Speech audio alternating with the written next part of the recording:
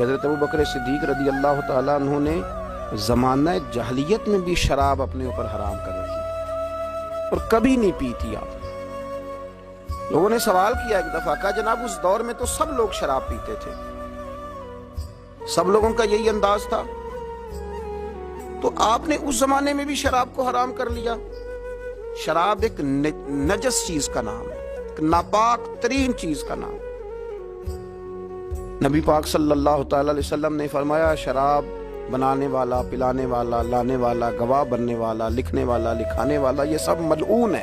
یہ لعنتی ہیں۔ کسی نے پوچھا کہ جاہلیت میں تو کوئی منع نہیں کرتا تھا، دور اسلام میں تو منع ہوگی، تو آپ نے اس دور میں بھی کبھی نہیں پی؟ تو حضرت صدیق اکبر رضی اللہ تعالیٰ عنہ فرماتے ہیں کہ میں ایک دن ایک شخص کے پاس سے گزرا، بھی میرا لڑک پن تھا، بالکل میں جوانی کی دہلیز میں قدم رکھ رہا تھا، تو میں نے ایک شخص کو دیکھا، اس نے شراب پی ہوئی تھی، اسے نشہ چڑھا ہوا تھا، تو وہ گندگی میں ہاتھ مار رہا تھا، اور وہ گندگی کو جب اپنے ناک کے قریب کرتا بدبو آتی تو وہ ہٹا دیتا، لیکن چونکہ نشے میں تھا، بندہ وقار والا تھا، اچھے قبیلے کا تھا، لیکن اس نشے نے اس کے ذہن کو اتنا مخبوط کر دیا تھا، مخبوط الآواز ہو گیا تھا۔ تو آپ فرماتے ہیں اس دن سے میں نے اپنے اوپر شراب کو حرام کر لیا۔ میں سمجھ گیا کہ جو آدمی کی عقل میں فطور کر دے اور جو اس کی وضعداری کو خراب کر دے، اور جس کو پی کے بندے کو یہ پہچان ہی نہ رہے کہ میری بیوی کون سی ہے اور میری بہن کون سی ہے،